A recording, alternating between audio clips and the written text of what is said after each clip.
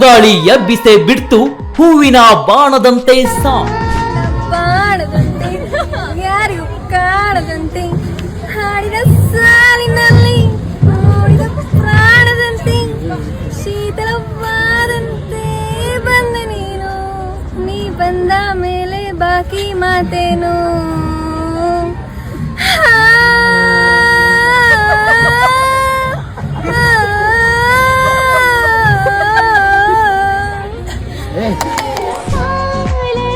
ಬೆಡಗಿಯ ವಾಯ್ಸ್ಗೆ Instagram full shake.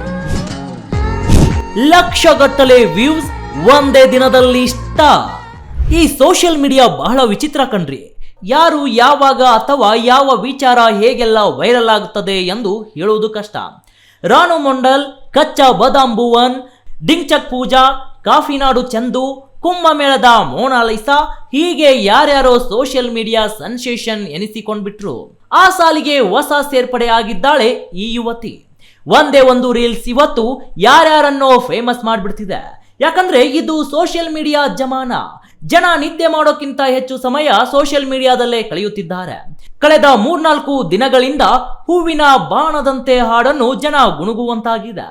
ಬಿರುಗಾಳಿ ಚಿತ್ರದ ಈ ಹಾಡು ಈಗ ಸಖತ್ ಸದ್ದು ಮಾಡ್ತಿದೆ. ಅದಕ್ಕೆ ಕಾರಣ ಈ ಯುವತಿ ಹಾಡನ್ನು ಆಡಿದ ಪರಿ. ಹೌದು, ಹೂವಿನ ಬಾಣದಂತೆ ಹಾಡನ್ನು ತನ್ನದೇ ಶೈಲಿಯಲ್ಲಿ ಹಾಡಿ ಈಕೆ ಗಮನ ಸೆಳೆದಿದ್ದಾರೆ.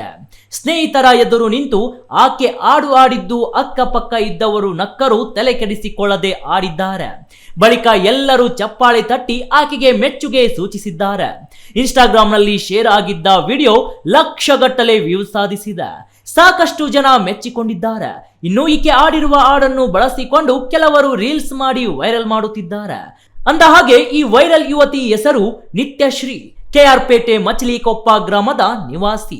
ಮಹಾರಾಣಿ ಕಾಮರ್ಸ್ ಕಾಲೇಜಿನಲ್ಲಿ BBA ವ್ಯಾಸಂಗ ಮಾಡುತ್ತಿದ್ದು, ಸ್ನೇಹಿತರ ಗುಂಪಿನಲ್ಲಿ ತಮಾಷೆಗಾಗಿ ಈ ರೀತಿ ಹಾಡುತ್ತಿದ್ದೆ. ಹಾಸ್ಟೆಲ್ನಲ್ಲಿ ನಾನು ಆಡುವಾಗ ನನ್ನ ಸ್ನೇಹಿತರು ಖುಷಿ ಪಡುತ್ತಿದ್ದರು.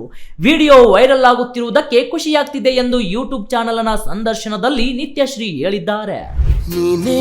ನಿತ್ಯಶ್ರೀ ಕಾನ್ಫಿಡೆನ್ಸ್ಗೆ ಭಾರಿ ಮೆಚ್ಚುಗೆ. ಒಂದೇ ದಿನದಲ್ಲಿ ಬೆಳಗಿಗೆ ಸಾವಿರಾರು ಫಾಲೋವರ್.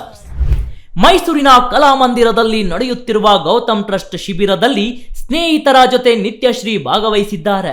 ಶಿಬಿರದಲ್ಲಿದ್ದಾಗಲೇ ನಿತ್ಯಶ್ರೀ ಹೀಗೆ ವಿಭಿನ್ನವಾಗಿ ಹಾಡು ಆಡಿದ್ದು ಅದನ್ನು ಇನ್ಸ್ಟಾಗ್ರಾಂನಲ್ಲಿ ಶೇರ್ ಮಾಡಿದ್ದಾರೆ. ನೋಡುತ್ತಲೇ ವೈರಲ್ ಆಗಿದೆ. ಪಕ್ಕದಲ್ಲಿ ಇದ್ದವರು ನಗುತ್ತಿದ್ದರು. ಆಕೆ ಅಷ್ಟು ಕಾನ್ಫಿಡೆಂಟ್ ಆಗಿ ಆಡಿರುವುದು ಗ್ರೇಟ್ ಎಂದು ಕಾಮೆಂಟ್ ಮಾಡಿದ್ದಾರೆ. ವಿಚಿತ್ರವಾಗಿ ಆದ್ರೆ ಮಜವಾಗಿದೆ ಎನ್ನುವವರು ಇದ್ದಾರೆ. ಇನ್ನು ನಿತ್ಯಶ್ರೀ ಹೆಸರಿನಲ್ಲಿ ಒಂದಷ್ಟು ಇನ್ಸ್ಟಾಗ್ರಾಮ್ ಅಕೌಂಟ್ ಕ್ರಿಯೇಟ್ ಆಗಿದೆ. ಅಮ್ಮುಗೌಡ ಹೆಸರಿನ ಅಕೌಂಟ್ನಲ್ಲಿ ಇದ್ದಕ್ಕಿದ್ದಂತೆ ಫಾಲೋವರ್ ಸಂಖ್ಯೆ ಹೆಚ್ಚಾಗಿದೆ. ಅದರಲ್ಲಿ ಆಕೆಯ ಮತ್ತಷ್ಟು ವಿಡಿಯೋಗಳಿವೆ. ಹೂವಿನ ಬಾಣದಂತೆ ಮಾತ್ರವಲ್ಲ, ಆಕಾಶ ಚಿತ್ರದ ನೀನೆ ನೀನೆ ಹಾಡನ್ನು ಕೂಡ ನಿತ್ಯಶ್ರೀ ಇದೇ ರೀತಿ ವಿಭಿನ್ನವಾಗಿ ಹಾಡಿದ್ದಾರೆ. ಆದರೆ ಆ ವಿಡಿಯೋ ಅಷ್ಟು ವೈರಲ್ ಆಗ್ತಿಲ್ಲ. ಇನ್ನು 4-5 ಹಾಡುಗಳನ್ನು ನಿತ್ಯಶ್ರೀ ಇದೇ ರೀತಿ ಹಾಡ್ತಾರಂತೆ. ಮುಂದಿನ ದಿನಗಳಲ್ಲಿ ಆ ವಿಡಿಯೋಗಳು ಬಂದು ಸದ್ ಮಾಡಬಹುದು. ಏನೇ ಹೇಳಿ ವೀಕ್ಷಕರೇ, ಸೋಷಿಯಲ್ ಮೀಡಿಯಾದಿಂದ ಯಾರ್ಯಾರೋ ರಾತ್ರೋರಾತ್ರಿ ಸದ್ದು ಮಾಡುತ್ತಿದ್ದಾರೆ. ಚಿತ್ರ ವಿಚಿತ್ರ ಪ್ರತಿಭೆಗಳು ಹೊರಬರುವಂತಾಗಿದೆ. ಇನ್ನು ಮುಂದಿನ ದಿನದಲ್ಲಿ ಯಾವ ಪ್ರತಿಭೆಗಳು ಹೊರ ಬರ್ತಾರೆ ಎಂದು ಕಾದು ನೋಡಬೇಕಿದೆ. Varun M, speed plus Karnataka, Bengaluru.